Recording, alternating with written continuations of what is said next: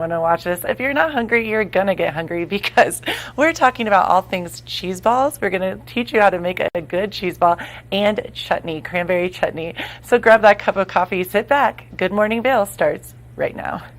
Get up, get ready to start your day. The mountains are calling you out to play. Come on, we'll make you feel right at home. Good morning, Vail. See what lies in store for you. There's so many things to see and do. Summer, winter, spring, or fall. Your home in the Rockies has it all. So get up, get ready to start your day. The coffee's brewing, you're on your way. The fun is waiting outside your door. Good morning, Vail.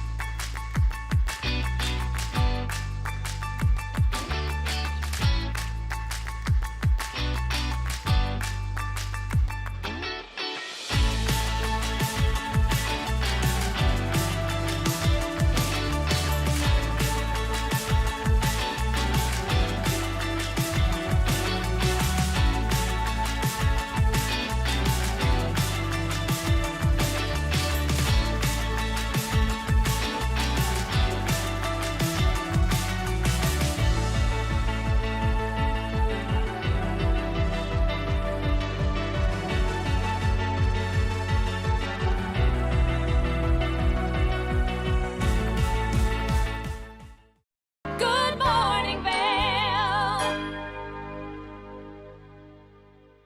Stevie Lee Wood presents Nashville Roadhouse Live, where country meets rock and roll.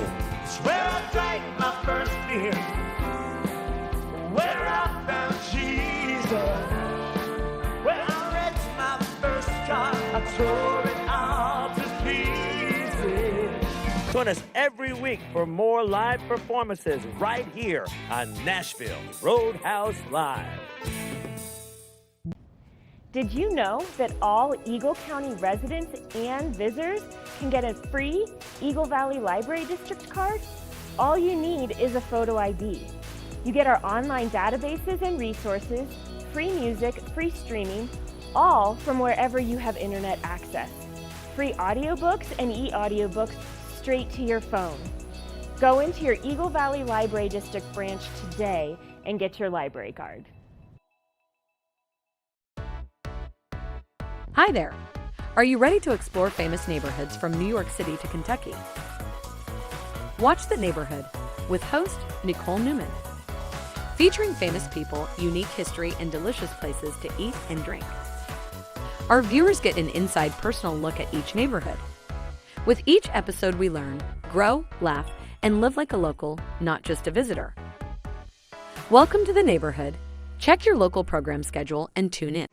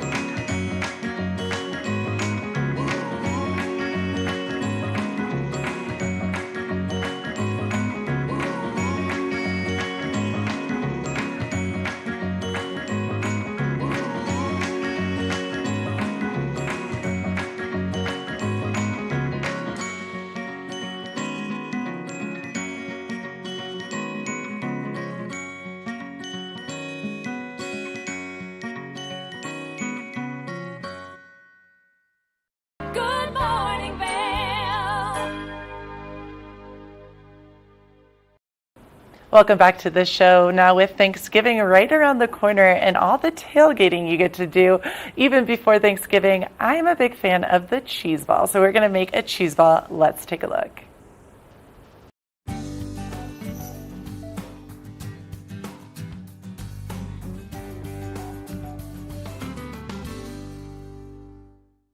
Now, I love a good Thanksgiving appetizer almost as much as I love the actual meal itself. Kevin, what's your favorite? Do you like the appetizers or do you like the meal? I like it all. I really do. It's one of those things where you just graze throughout the day and then you get to the meal and it's like you're stuffed, but you're just relentless and you just go after it. Well, I grew up in the South, Okay. which means we love things that are filled with cheese. So we are going to be making mini bacon cheese ranch ball bites, and it's quite delicious. So this is going to be a fun one. I can't wait. Are you a big fan of like different cheese appetizers? Oh, I love cheese. Awesome. Yep. I mean, who doesn't, right? Who doesn't like cheese? It's a staple, But shout out to those that don't eat it. But for most of us, this is going to be a delicious and savory little finger food before you have the big meal. So it's really simple. It starts with 2 kinds of cheese, so cream cheese and cheddar cheese. So we're going to go ahead and get started making this recipe. This one would make about 15 mini balls, so it's going to be Feed like 2 people. for now. It'll feed everyone here in studio, but we'll go ahead and get started. What we have is we've got cream cheese, and you kind of want to let it sit out so it's nice and soft. Soften it up there. So we've had it probably sitting out about 15, 20 minutes, and it'll be nice and soft. So we're going to do about 2/3 of a block of cream cheese, which is about 8 ounces. Okay. Sorry, it's about 6 ounces of cream cheese. So we're going to go ahead, and Kevin is going to do the cutting for me. And then while he does that, this is super simple. It should take 10 minutes or less. And you want it in that bowl? And we'll throw it in our bowl Okay. here, right?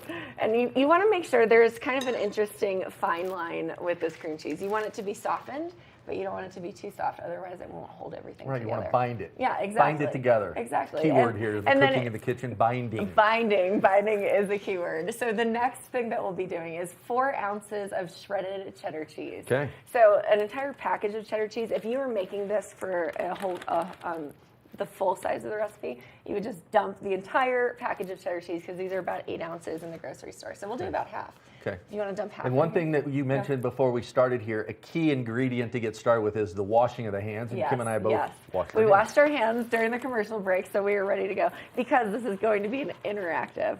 Looks good to me. Yeah, that's 4 ounces right there. 4 ounces, right? On the nose. The best part, you can use a hand mixer or just for the essence of time. I like to use this one. You just put it on the lowest speed. So we're going to stick it in there and get rocking and rolling. So Kevin, what you can do right now while I'm mixing this Is stand away and wear an apron.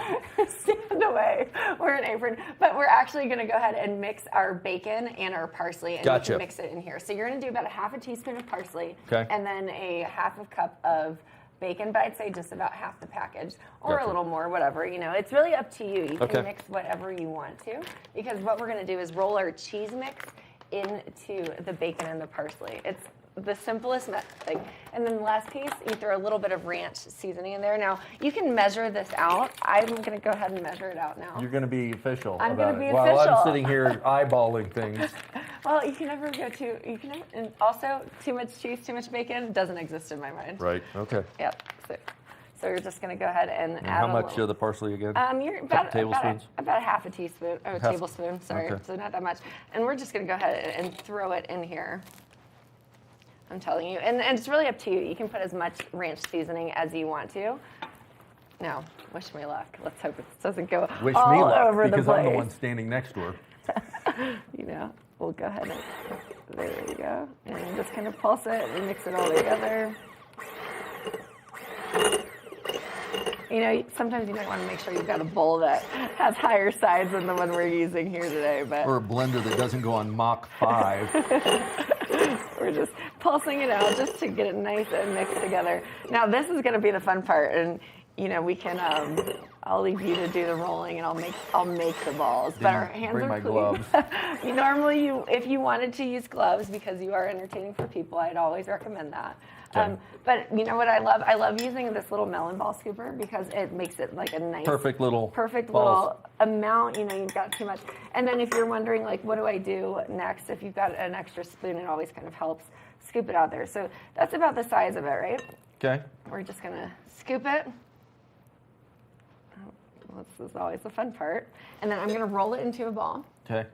And then we're just You're gonna hand it off to me. hand it off to you. You roll it in the bacon. I'm gonna dredge it in the bacon. Dredge it in the That's bacon. a key cooking word. Dredge. Binding and Binding dredging. and dredge. So if you're starting your own glossary and definition. And really, you know what I love about this is, like, you can really do all kinds of variations. So, we use our base of cream cheese here, but you could use like the Boursin cheese that's got like the herbs and flavors in it. You can, roll it in almonds or walnuts. Whatever cheese you want. Whatever cheese you want. You just need a soft cheese, and then if you want to, I guess you could say, have a variety of flavors and a flavor explosion in your mouth when you take a bite. You literally. Who doesn't love that? And who doesn't? You just Especially for the holidays. for the holidays, that's definitely a good one. But then as you do this, you can do, like, I've done a variation where I put diced dried cranberries with some walnuts over it. It's quite delicious. You see how I've been changing my technique a little bit? I started off, and I noticed some of my dredging has fallen off, but if I get it on there and then I give it a little bit of roll like this, just integrates it a little bit. Another word, integrate. Right into, there we go. I mean, look at how delicious these look. Definitely nothing healthy about this recipe. No, not at all. If you were trying, I could say. Well, I tell you what, you did get these simple organic pretzel sticks. I did. We're these are a staple in my house as well, in my pantry. Okay. And oftentimes, I think, depending on your grocery list, you may have most of these ingredients in your fridge already, depending on what you're doing. And, measurements are important, but really it's just kind of up to you. And I'd say, from here, these look pretty good to us. Right. I can't wait to try it. I can tell you were just all excited. You're shaking over there. My goodness. Shaking in my boots, except today is the goodness. one day I didn't wear boots, Yeah. which I usually always wear on the show. But once you do this, and you kind of, you just set them out. You can make them look pretty. And the best part is we've got these pretzel sticks. And you just stick right smack in the middle. And it makes a great finger food for your guests. So while we are getting our hands dirty preparing these, your guests won't be getting their hands dirty while they eat them. Right, they just right here.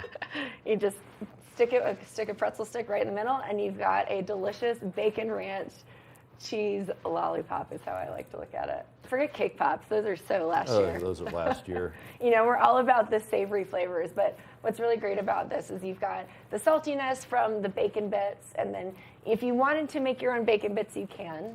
It's a lot of work. It is a lot of work, a little bit more messy, but if you just wanted to throw this together in a quick 5 to 10 minute preparation, you run to the grocery store.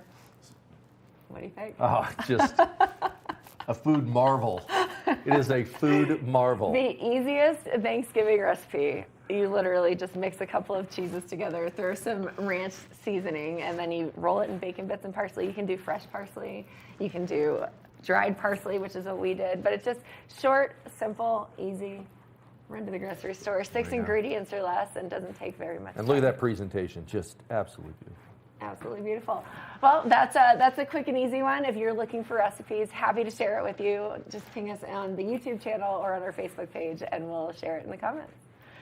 Good morning, Vail. It's time for the best coverage of the top stories in sports. The Sports Wrap with Jason Page starts now. How do you make Anthony Edwards the face of your franchise if you're the Minnesota Timberwolves? We'll get into that. And we say hello to our good friend Matt Verderam, who hangs out with us from SI.com. Their NFL insider, one of them, is hanging out with us on the program today. Did you see Caitlin Clark last night? She put up a 40-burger, hits the game-winning three as time expires. Let's turn our attention to the Denver Broncos, one of the NFL's most dysfunctional situations. The Sports Wrap with Jason Page.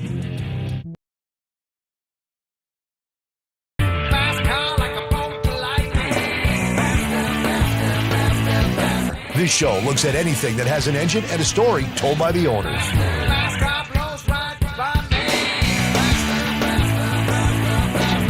This is a scooter. Have you had it the whole time? I have not.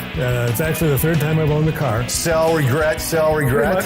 To the actual prototype GT40, I got to sit in that car. Oh, I gotta get me one of these, man. We've got all the muscle, the speed, and the stories. I got stage 4 cancer. A bunch of friends came together and decided that this thing needed to get done then. A lot of friends came together and made this thing happen. Hey, if it has an engine and a story, you're going to hear about it on rides. Almost every vehicle, doesn't matter what walk of life you're from, there's some tie to your past.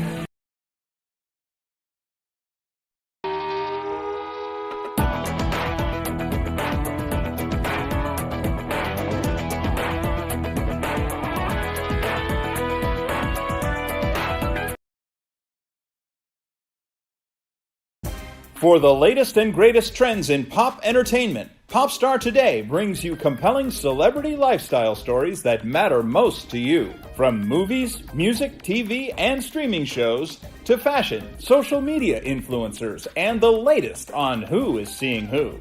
Join host Elizabeth Stanton as she digs deep and dives in. This is Popstar Today.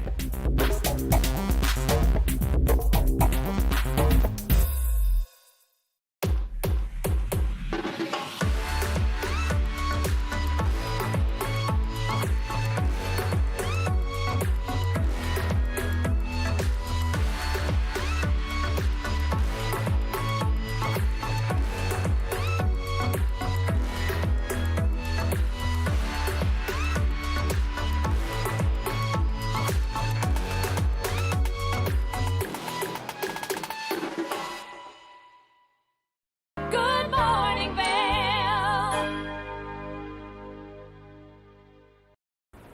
I don't know about you, but if this show isn't getting you hungry, oh my goodness, I am so hungry right now. And we're going to make some cranberry chutney. You can use that at Thanksgiving on the side or over some vanilla ice cream. Let's check it out. I'm from New England, so this is cranberry chutney. It goes primarily for Thanksgiving, a little side dish, but it's really great on vanilla ice cream. So let me tell you what I've done. I think we'll show you the recipe in a minute and the ingredients, but just so you understand, in here's the boring part, is water, cider vinegar, and a lot of brown sugar, and the ingredients are up on your screen. So you bring this to a boil and let that all kind of get together. And then what you're going to do is you're going to add, give or take, 3 cups of cranberries. Okay, I'm going to stop you right there. Okay. These are fresh cranberries. Oh, yes, these are fresh cranberries. These are not sweetened or dried or no. These are fresh, shining cranberries. So where do you get your cranberries? Do you buy them in the bag at the store? Yes. Okay. The normal, if I were, normally when it's season and you're buying cranberries, you can get a bag, sort of a bag, and you need 2 bags of cranberries to do the recipe. So 1 bag is 3 cups, so you dump those in there, which is what I'm going to do now. And then you buy them with fruit and vegetables. I'm not sure that they're totally available yet in grocery stores unless they're frozen. About another 2 weeks, and you'll get some fresh cranberries in the bags in the grocery store. So don't buy frozen? Frozen's fine. In fact, these were frozen, and I defrosted them this morning. But you know what? If you didn't have time, dump the frozen ones in. It's a very forgiving recipe. These cranberries are beautiful. Mine never looked that plump and They're juicy. beautiful. I mean, I have to say, kudos to the shopper. Yes, absolutely. So what I'm going to do is I dumped in the 3 cups of cranberries, and then what I do is here we have, this is 2 lemons that I've sectioned and taken out the fruit.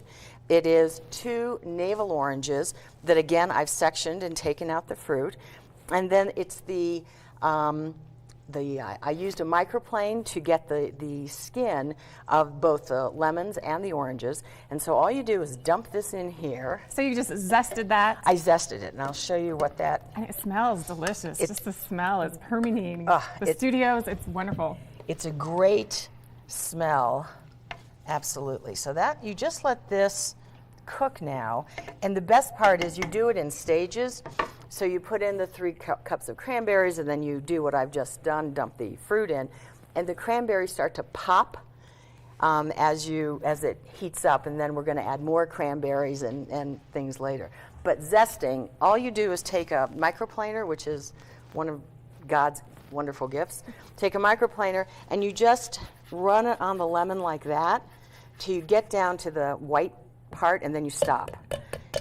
And you can see that you've got, just the yellow skin of the orange, and that's zesting. It's dead simple, and it really brings out the flavor of, lemons and oranges in there. So that's all there is to that. That contributes to the citrus taste, really brings out the cranberry, the tartness as well. Exactly. So now what you do is you just kind of let this pot boil away with our goodness. Uh-oh, you know what I forgot? I forgot our spices, which are really important.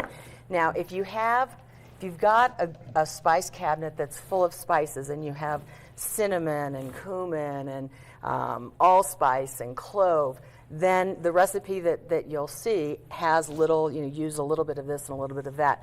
But I'm going to cheat, and I've used pumpkin pie spice, which has almost all of those spices in it, and it's easy to buy. It comes in a little cup, little container. So I'm going to add all of our spices in one fell swoop. And Patty, where is this recipe from? Is this a family recipe? Has it evolved over time? Oh boy. This recipe started, at least for me, decades ago with a friend called Myra, who's a lifelong friend. She's a fabulous cook. And we rented a house out in Long Island for the winter because we couldn't afford to rent it in the summer. So we rented the house for the winter, and she cooked every weekend for us. And we had company and things like that. So we were doing Thanksgiving. And Myra found this recipe somewhere, and that was in the early 80s, I might add. And every year since then, I have made cranberry chutney. And so it's a family favorite at this point, but that's where it started. So I have to kudos to Myra, who clips and saves recipes and then plays around with them a little bit and all the rest of it. And it's just not the same buying it in the can. It's so easy to grab that can, but you don't want to do that. No, you don't want to do that. And this is different than the cranberry sauce that you get in the can, in that, when you get the cranberry in a can, you crank it open, if your can opener works. If you crank it open, and then you open it and you put it down and it's jellied, or you can get whole cranberries inside the jellied cranberry. This is it's heavy and syrupy, and it's got all fresh ingredients in it. It's very different than the stuff you would buy for Thanksgiving. I feel like once you make this, you're not going to go back to the can. Well, I'd like to say that's true, but in Steve's family, they prefer the other stuff. No. Yes, they do. That's not possible. I've tried to convince them, but they prefer the other, so we have both. We have both at our house. Well, it also feels intimidating to make this, but you make it look so easy. It's actually dead simple, and it's totally forgiving. Once you have the list of ingredients, and what I would tell you is, like, I've got all of the ingredients we're going to use later. I'd put cut your oranges and your lime and your lemons and skin them and do the pith and all of that, and then you just follow the recipe. And if you add a little bit too many cranberries or you don't have enough cranberries, life will go on. It's a very simple recipe, but it's delicious. And the guys around the studio will tell you it smells pretty good too. It does. So we've got this boiling away. Right. So this is boiling away. And, what we would do is you just continue to stir it because it's got sugar in it. So you don't want to, let it go too far. So that's it. You stir this and with the magic of TV, we're not going to take all this time, but you let that stir for 30 minutes or so. So on a little bit lower simmer, you let that go, walk around your kitchen, do your errands, and then I'll show you in a second the next step. And the steps are only important because when we put these cranberries in for the first 30 minutes, they're going to really just, pop and let all their juices out. And you're really not going to see these cranberries. But as time goes on, we're going to add another 2 cups of cranberries and then finally a cup of cranberries, and those keep their shape a little bit more. So that's where you get the color and the shape and everything. Such a good tip. I love it. So. And again, the smell is just so wonderful. Puts you in the holiday spirit, even if you're not ready for the holidays yet. Exactly. This will get you ready. Exactly. Your prior segment, the woman was talking about getting into the season for Thanksgiving, and this does it for me. It makes the house smell so good. And the best part is you can package it up. My friend Liz has little jars, and she packages it up and puts little ribbons on it, and then she gives them out for Christmas. Her sister Kathy, back in New Jersey, no doubt is waiting for her little jar of cranberry chutney. Yeah, how can I get on Liz's list? Well, I have to say that everybody I know, almost everybody I know, makes this cranberry chutney now because it's just so good if you're having guests for well, I will be making it. I want to mention too, it's great for Thanksgiving, but also you have it on ice cream. Oh, okay, you've given away the secret. Yes, it's great for Thanksgiving. It's pretty on the table, et cetera, et cetera. But really, it's terrific on vanilla ice cream. Vanilla frozen yogurt works too, but vanilla ice cream with this chutney, yeah. What about a charcuterie board to put it on some cheese or even on some cream cheese? That's a great idea. You could do that because you'll see when we're finished that it's very thick and viscous. It's like big jam. It holds its shape, so you could easily do that. Another thing I do with it is, because it's cranberry and it's fall, I use it for, I'll take a pork tenderloin or something, and I will open the pork tenderloin, cut it in half, layer the chutney in, take some kitchen twine, wrap it up, and then just bake it for a little while. And so that it gives a little bit of moisture to the pork chutney, or to the tenderloin, which is usually pretty dry. So many options. I'm getting distracted because it's just looks so good. So what do we need to do next? Okay, so what we're going to do next is we're going to add 2 more cups, she says. And you can see it doesn't matter, though that's a pretty big cup. So it's okay. So as you mentioned, you add them in stages to help with the consistency. Right, exactly. So I'm going to add 2 more cups of the cranberries. And that is, okay, I'm looking at my recipe because I have to do this right now. Okay, so 2 more cups. Then we're going to add I should have golden raisins, but I don't. I have regular raisins, but I think life will go on. So we add raisins, and we are going to add some. These are just dried apricots that I've cut into smaller pieces because the consistency will be better in the chutney. Oh, so good, so colorful too. Even those darker raisins look great. Yeah. And so you just stir that around, and you give that, another maybe 10 minutes. And while you're doing this, you think of all the things that you should be doing that you're not doing at the same time. But you're making cranberry chutney. You are making cranberry chutney. You absolutely are. This is the point when Steve will come into the kitchen and say, "Is it done yet? Is it done yet?" Not yet. Not yet. And we have a neighbor we live in Hadley, Massachusetts, and our neighbor will, we have some pear trees and apple trees and different kind of trees in the backyard. And so I'll do the chutney. She actually makes preserves. So she will come over, she'll come and pick some pears in the backyard, and she'll come back with pear conserve, and she brings jams to Steve for his mornings. So. Okay, I'm coming over, I'm meeting the neighbors, I'm there, I want to be in your neighborhood. So that's kind of, what it's about, and you just kind of stir it around, and you can see that the cranberries that we put in earlier are broken down, and the new ones are still holding their shape. And while this simmers away, we're just going to take a quick break. Perfect. And we'll be back with more Patty and her cranberry chutney right after this. Good morning, Vail.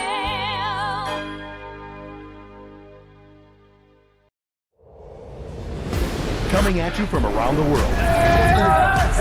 The biggest names in sports, entertainment, and business. Here we go.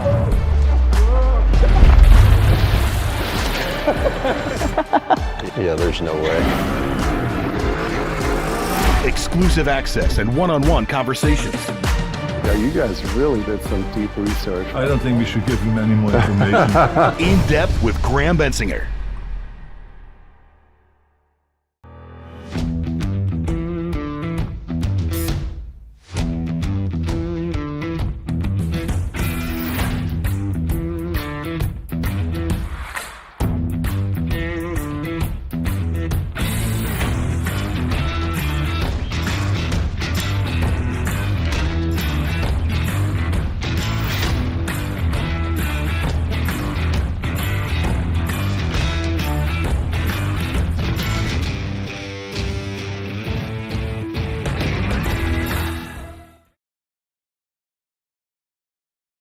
Every day around the world, when tragedy, danger, and disaster strike, when life and death hang in the balance, we look to the heroes among us.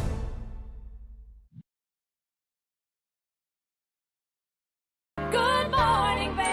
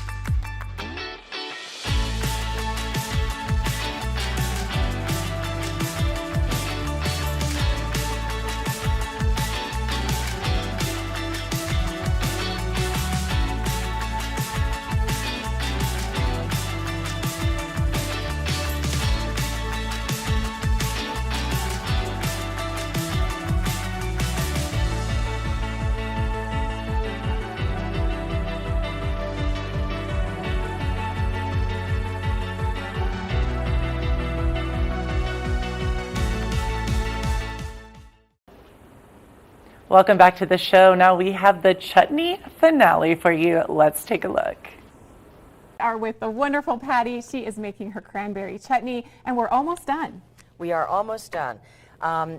We are going to add a couple more cups so we have the final ingredients, and along with that we're going to add some chopped walnuts. I'll show you how I chop the walnuts, which is kind of a cheat. I buy the crushed walnuts or whatever you can get, and then I put them in a Ziploc or a plastic bag, and I take something like this and I just press them so I can get them to a consistency that, along with all of this, when people are taking a little bite of it, they're it's not a big walnut. So you just break it down till you think it's the right size. So you want subtle walnuts. Exactly. Not a big walnut. You don't want a big chunk of walnuts. So we're going to add those walnuts.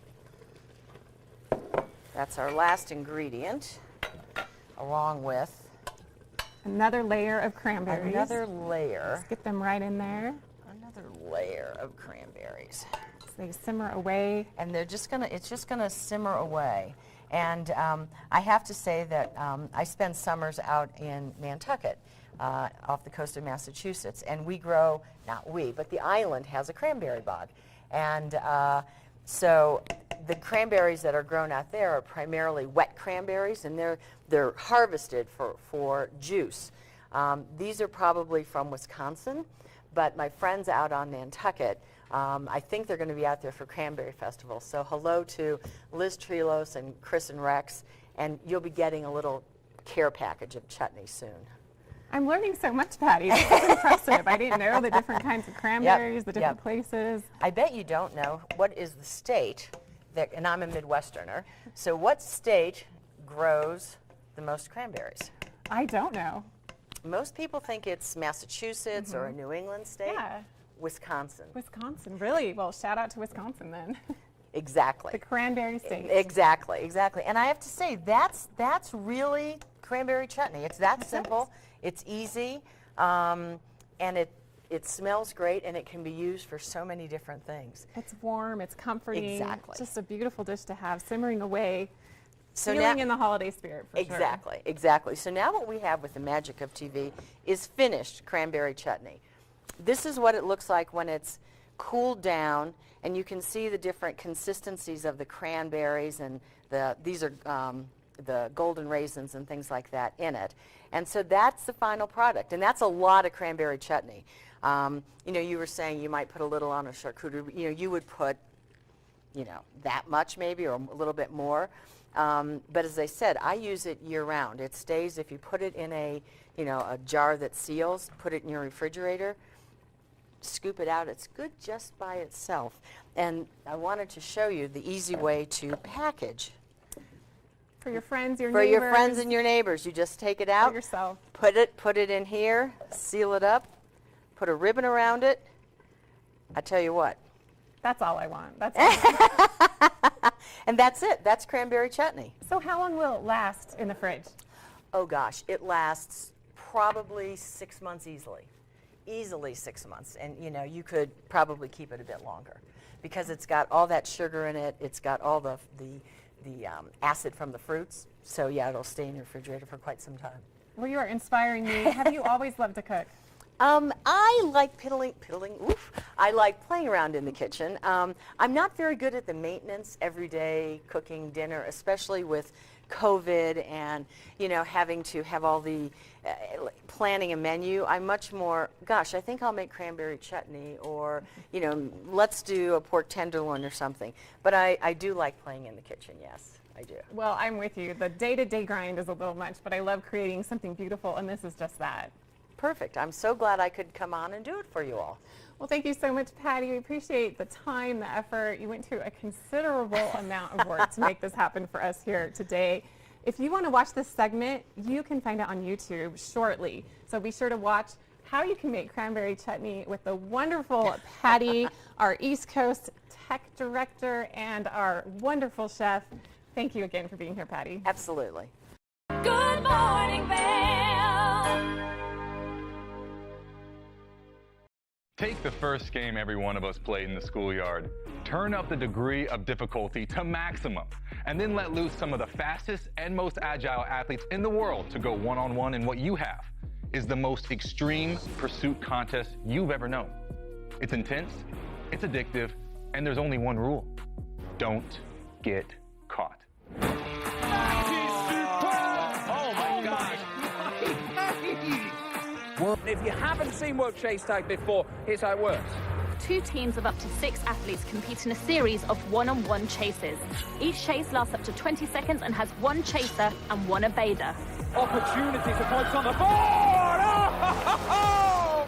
Whoever wins the duel stays on as the evader, and teams get 1 point for each evasion they make. And it looks like the opening point for this contest. It's the best of 16 chases to win the match, with a sudden death chase-off required to break any ties. It's win or go home from now on. Don't miss it.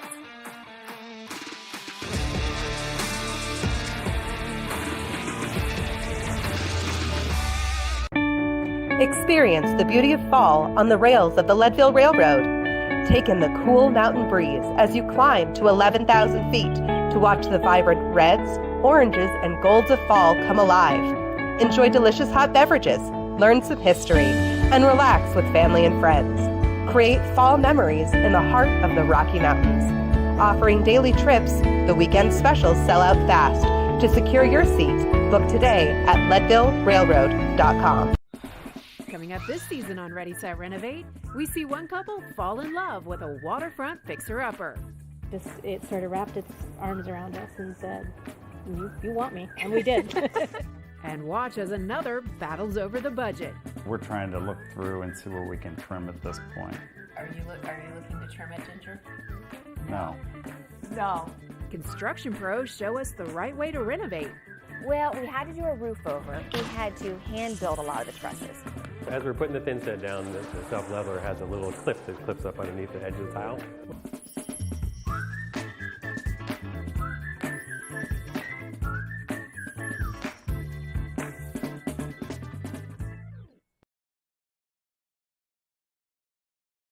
This is Necklace. This easy-to-use, non-surgical alternative improves the appearance of sagging skin around your neck and jawline. Made from medical-grade tape, Necklace lasts up to 10 hours, giving you a firmer, smoother look all day long. Women everywhere are thrilled with the results. Necklace is my time machine, and I'm loving life again. Necklace is way better than surgery. It's cheaper, and it's easier. Use the on-screen QR code or visit sagnomore.com to order now. We even give you a money-back guarantee. Try Necklace today.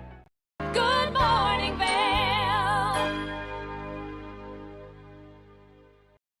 Welcome back, everyone. We are continuing to celebrate National Dessert Day here on the show, and Kim and Kevin had the opportunity to go on into the kitchen and prepare a delicious key lime pie, which is a perfect opportunity to make this at home and celebrate National Dessert Holiday yourself. Let's go into the kitchen and take a look at this delicious recipe.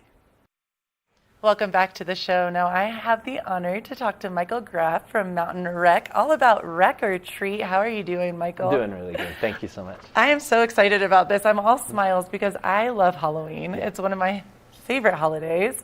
I love children, and you're bringing the two things together for us. Can't get much better than what we've got then, because that's what it is. Yeah. And Michael, real quick, what do you do at Mountain Rec? What is your title? At Mountain Rec, I'm the facilities coordinator for the Gypsum Rec Center. So I specifically work in that building there. That's amazing. And the first time I went into the Gypsum Rec Center, I was blown away. It's really an incredible little jewel for being in Gypsum, Colorado. It's a nice little jewel that we've got. It's stunning. I mean, really, it's world class to me. I walked in and I was like, oh my gosh, this is beautiful. And even the coffee, you can get We're coffee very there. proud of it, yeah. I'm like, I need to give a shout out. Shout out to the coffee. Definitely. So the Rec or Treat has been going on for a couple of years now. Yep, that's right. Can you tell us a little bit about it? So I've been with it for about 3 years now. Every year we're just trying to make it a little bit bigger and better, add just a little bit more offering. It's a completely free opportunity, so nothing costs anything. The whole community is welcome. We've had people come all the way from Avon, Edwards, down to Gypsum, obviously. But it's really just something we can give back to the kids. It's a big, big community outreach for the kids. And it's on Thursday, October the 24th, which is awesome. That's coming up quickly. I can't believe that. Yeah, no, I feel that. Crazy. You're like, I feel that more, Gretchen. I know. And what are some of the things that you guys are going to do? Because I know that you have people coming in costume, and you also have dance parties, all the things. Yeah, give us a little bit of background. So the event goes from 5:30 till 7 at night, that Thursday night. Okay. Like I said, everybody's welcome. Everything is free, so everything's included in that. We have the trick-or-treating, obviously, which is the big draw. So everyone come in costumes. Everybody please come in costumes, your best costumes. In the gymnasium area, we'll have tables set up with local businesses, supplies, that kind of thing. They will be handing out the trick-or-treat candy, so please visit all the different tables. Our awesome aquatics team will have pools and games on the pool deck as well. So make sure to swing into the pool area to get some more candy, some more treats. Yeah. Last year was the first year we built a haunted house. So we have a haunted house on site in the community room in the rec center. This year, as you mentioned, is the first year that we have live character meet and greets. We are very excited about that. And I have to say, Michael, I talked to Michael about this because I was so excited. I'm not going to say what I'm going to be, but I'm going to be there. You're going to be there. I am going to be there. We'll You're going to be one of our stars for sure. But we have a lot of very, very popular Halloween characters. So cool. So please come and meet them. Please come spend some time with them. We're really excited to have them this year. And Michael, I was going to say, this is really neat too, because I know sometimes parents do get nervous, even in our beautiful community that we have here, about kids going trick-or-treating. So this kind of takes away some of that nervousness. Provides a very safe, very space. enclosed. We're going to have full staff on hand at all times. Great. Helping direct, helping guide, and then just providing that security, that supervision, because I agree. Having just a nice, safe space to bring my kids or to bring anybody's kids, it really does bring a lot of relief to a parent. So that's so cool, and I love that you're doing it in the rec center. That's so awesome, and having a dance party, trick or treating, so they get a pre trick or treat before. Yeah, we're gonna sugar them out by the time. I love it, right? Several trick or treating trips, right? I love that, and also you get to meet some of the characters. Meet some of the characters, which should be a lot of fun. We're really excited about that. Having the dance party, as you mentioned, upstairs. The local library, the Gypsum Public Library, will be presenting a story time. During that as well. So as you come in, people will be handing out a schedule of events. Make sure you grab one. Make sure you know what's going on. And, so cool. Because there's something. It's a very short hour and a half, but there's something happening every half hour. Yes, and so it's from 5:30 till 7. That's is that correct? Okay, and that's October 24th. Yep. Gypsum Rec. And the Gypsum Rec. And it is the Rec or Treat. I'm so excited about this. Now, if people want to find out more, or just because they're so excited already, just to get more information, where can they go? They can find it on our website, mountainrec.org, or look into our social media pages on Facebook. Mountain Rec or the Gypsum Rec Center both have our social media pages where the flyers are printed out, everything's there. Also that we've just been putting flyers all around town. So any of your local restaurants, businesses should should be promoting I it as think well. this is going to be the place to be because I've heard about it. I don't even have children, and all my friends with kids are like, "Oh, I heard that this is going on. We're going to be there." So that's Last exciting. year we had about 400 children, so it was pretty busy. We're Wow. hoping for a little bit more this year. And what a great way to meet other parents and children, too, in a safe space. So that's really exciting. And then, Michael, the last thing that I know we had talked about this, I was like, can the adults get dressed up, too? Are we allowed to? Absolutely. Absolutely. Please come in your best costume. Show us what you got. Not just for the kids, but yeah, we'd love to see the adults dress up as well. I love it. Thank you so much for having this amazing safe space. And, you know, I'm going to be there, so I'll see you soon. No, it's our pleasure. Can't We're wait. excited. We can't wait. Can't wait. Thank you so much, Michael. Definitely. And keep it right here. We have more of the show to come. Good morning, Vail. One of the longest-running syndicated television series is back, America's Black Forum, a weekly series highlighting the latest in our lifestyles, business, entertainment, and finance. We introduce you to entrepreneurs who are making their mark in the business world and leaders who are fighting for change. Welcome to America's Black Forum. Tune in each week to know what's happening in our world today on America's Black Forum.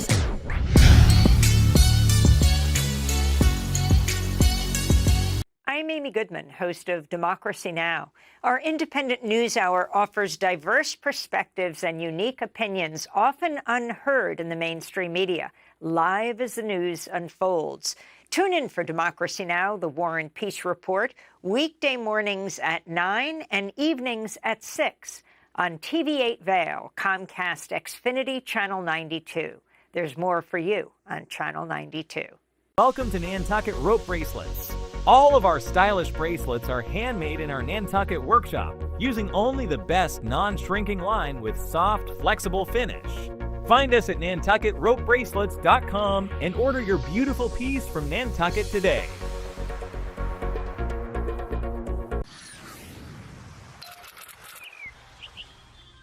I'm Danella Richard. I've made a career traveling the world. I've worked for some of the biggest names in travel, and now I've traded in my business suit for a swimsuit. Swimming with the sharks, swinging at the edge of the world, throwing back a few shots, or shall I say spirits, eating some of the best cuisine, and even making a few furry friends along the way. I invite you to come along with me and discover the world. The Paltrowcast is an award-winning weekly series featuring exclusive interviews with entertainers, athletes, and other influencers. Tune in weekdays at 10 a.m. to see where the conversation takes us. Paltrowcast.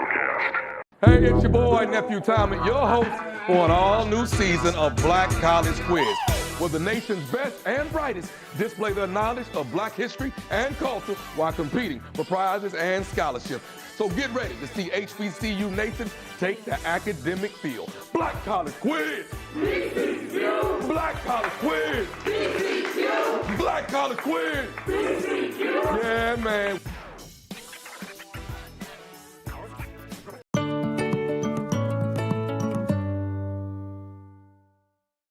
Good morning, Vail.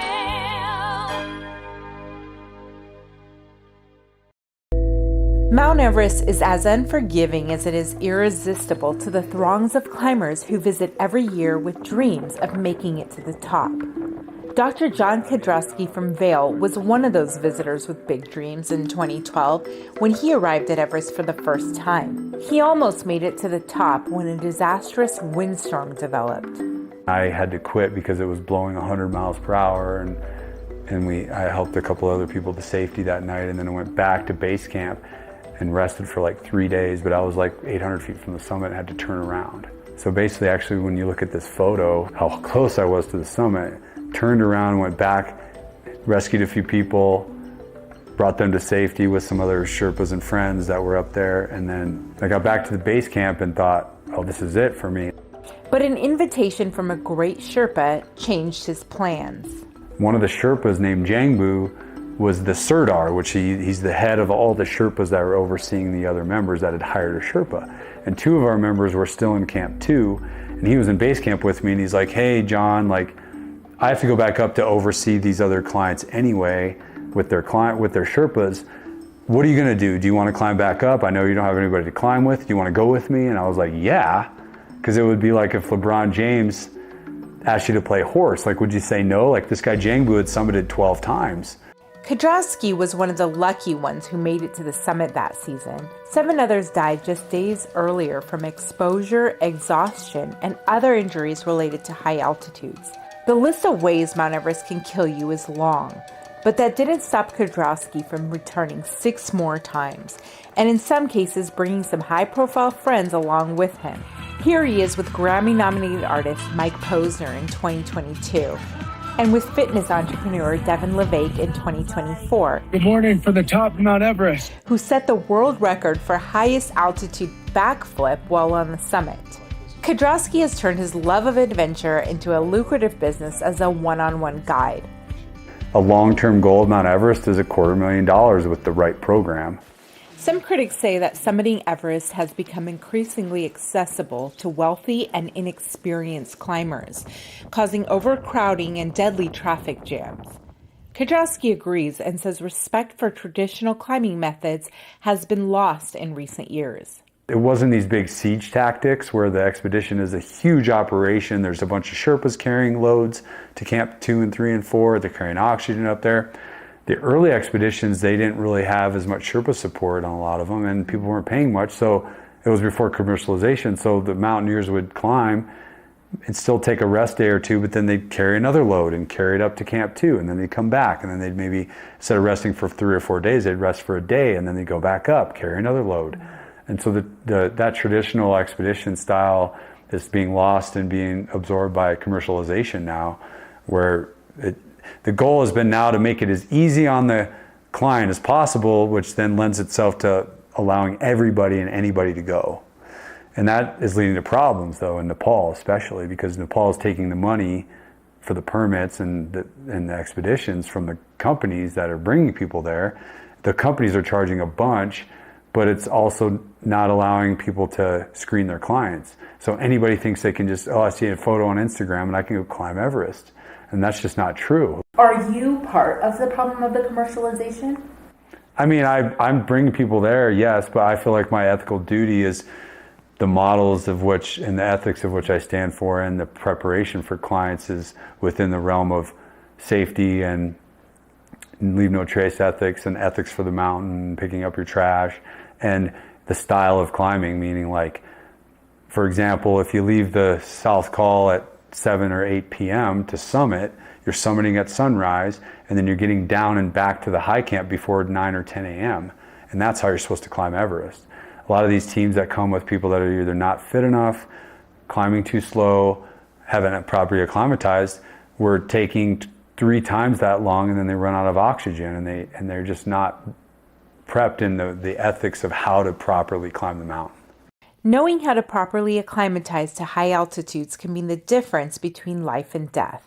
Everest takes a long time for your body to adjust to the altitude by going high, sleeping low, going higher, sleeping lower, and it's a 4 to 6 week process. People don't understand what true acclimatization is, and they'll go and try to climb to Camp 1, Camp 2. They'll stay there. They won't come back to rest and recover. Then they'll go up and try to climb to 3 and 4 and go higher, and then just try to summit without coming down to rest and acclimatize. And so that's becoming a problem, because then people, when they're unacclimatized, take too long on summit day and they get into trouble, and then they steal bottles of oxygen that they need that are left up there from other expeditions that have carried it up there for their summit. So, last year we had a scenario where we had 70 some bottles stolen from the high camp by teams that were up there before they should have been up there. This year we got netting and locked them up so that no one could steal our bottles. And that's starting to become an ethical problem that Nepal is still letting happen, because they'll take permits, money from anybody, and they'll allow anybody to come, versus the north side of Everest on Tibet doesn't allow it that way. I reached out to Thakur Raj Pandey, Senior Vice President of the Nepal Mountaineering Association, to get his response to claims that Nepal issues too many permits leading to deadly overcrowding. Pandey agrees there is overcrowding, especially in May and June. However, he says the Nepalese government is starting to implement new policies that will help, such as the one permit policy, where a single authority would be responsible for issuing and managing all permits for a given region, making it easier to track climber information and enforce regulation. Another new policy Pandey mentioned was requiring climbers to have climbed a minimum of a 7,000-meter mountain before attempting Everest. He says this will divert climbers to other mountains in Nepal. Kudrowski thinks this is a good solution, not only for overcrowding, but for training as well. Train mountains with mountains. Like, you should train for the highest mountain in the world by climbing actual mountains. Like, yeah, the gym can kind of help. Yeah, step ups. Yeah, weightlifting. But like, there's nothing better than going out and doing the real thing to prepare for the real thing. I think that's very true with life. There are many similarities between life and mountain climbing. The summit of Everest! So awesome to be up here! Which may explain why so many people risk everything to do it. Kudrowski says the mountain is a metaphor for life's challenges and obstacles, and mastering the mountain means mastering one's own mind by pushing through fear and uncertainty. Get it! Now we gotta get down safe. He says the mountains belong to everyone, but you just have to be safe, patient, and well prepared to make it to the top. For TV8 in Vail, I'm Avija Scarborough.